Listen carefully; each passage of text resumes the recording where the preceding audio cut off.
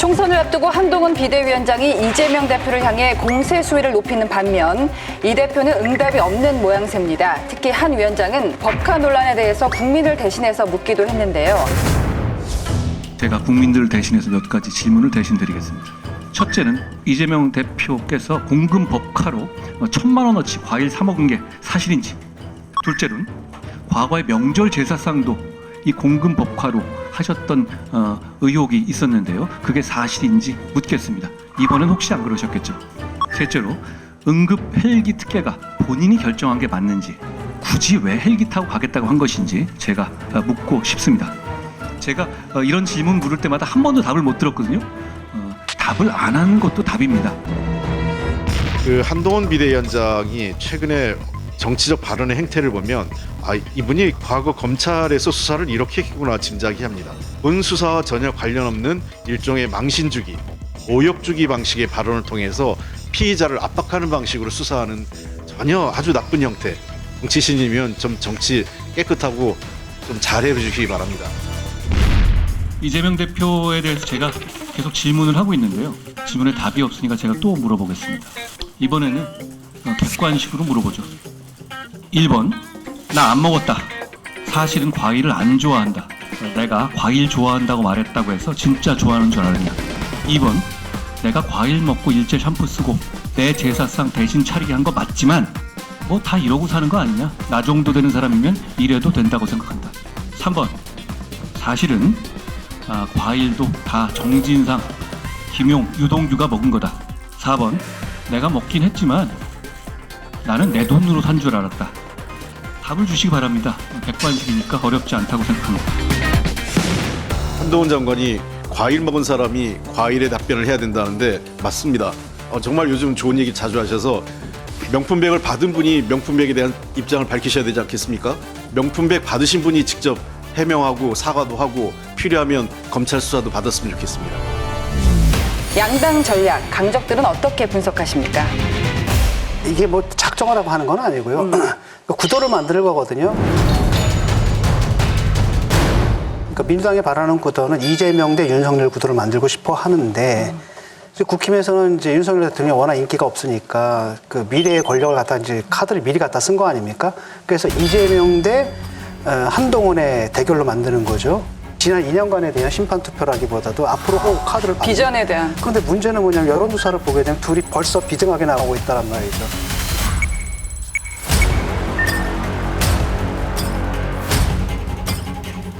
그러니까 계속 그 싸움을 붙여주는 겁니다. 라고 하면은 이재명 대 한동훈이 이렇게 계속 붙게 되고, 그 다음에 또 홍익표 원내대표인가? 이분도 참 거기 왜 들어가요? 그러니까. 그 프레임에 들어가가지고 같이 그 프레임을 갖다 강화시켜주는 겁니다.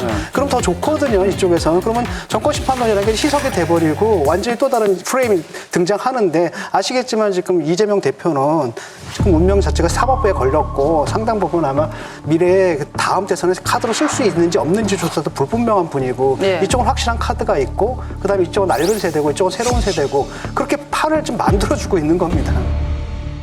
지금 뭐 홍익표 원내대표는 왜 거기에 들어가나, 뭐 그 프레임에 왜 들어가나 이런 얘기를 하셨는데요.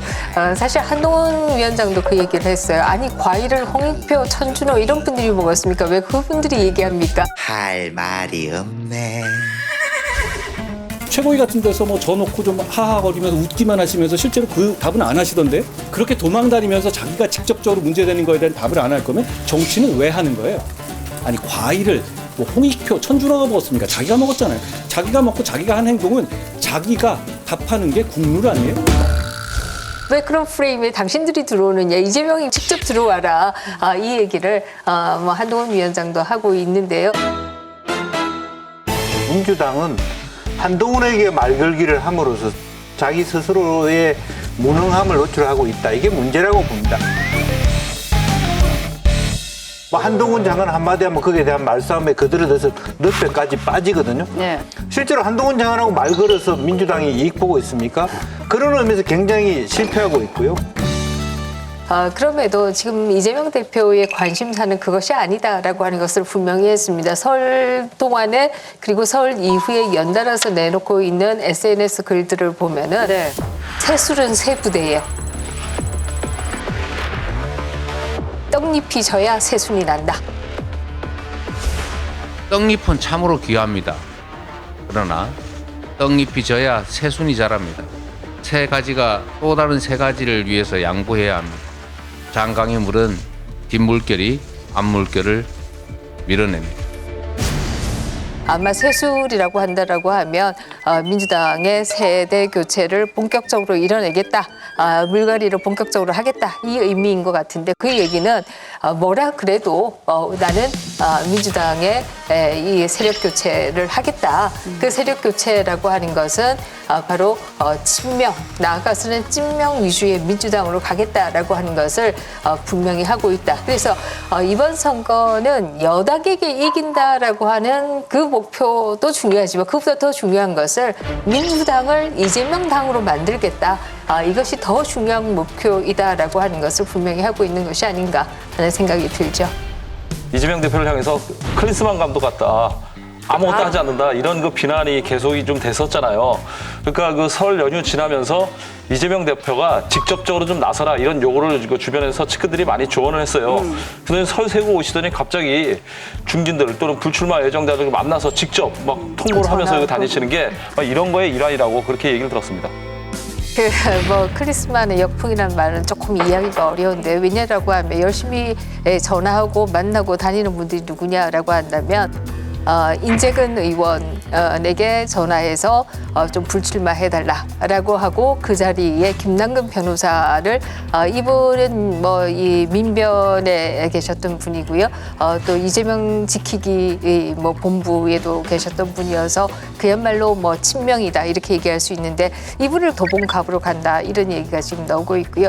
또 이 문세표로 잘 알려지신 분이죠. 문학진 의원에게도 선배님 그 자리에 좀 물러나시라, 차이가 많이 난다. 네, 꼴찌했습니다.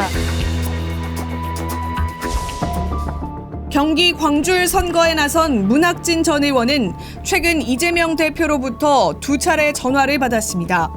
지난해 12월엔 이 대표가 1954년생인 문 전 의원의 나이를 이유로 출마를 말렸고, 지난달엔 후보 적합도 조사 결과를 꺼내 압박했다는 게 문 전 의원의 설명입니다. 첫마디가 형님 꼴찌에 떼요 그래요. 적합도 조사 결과가 그렇다는 거예요. 이제는 그 정도에서 멈춰주는 게 좋지 않냐 이런. 문 전 의원은 지역구 경쟁자를 밀어주기 위해 이 대표가 직접 나선 거라고 주장했습니다. 하지만 이 대표 측은 후배들에게 길을 터달라는 차원이었다며 전략지역은 지도부 재량이라고 반박했습니다. 얘기를 하면서 안태준 씨라고 합니다. 이분을 공천할 것이다 이렇게 알려지고 있는데요. 이 안태준 씨는 바로 정진상 씨와 친구이다, 친하다 이렇게 알려져 있는 분입니다. 그래서 결국 열심히 움직이는 것이 바로 친명 공천을 위해서 열심히 움직이고 있는 것이 아니냐 이렇게 보이죠. 예. 여러분, 여기를 눌러서 구독을 해주시면 강적들 컨텐츠를 빠르게 만나보실 수가 있습니다. 알람 설정도 잊지 말아주세요.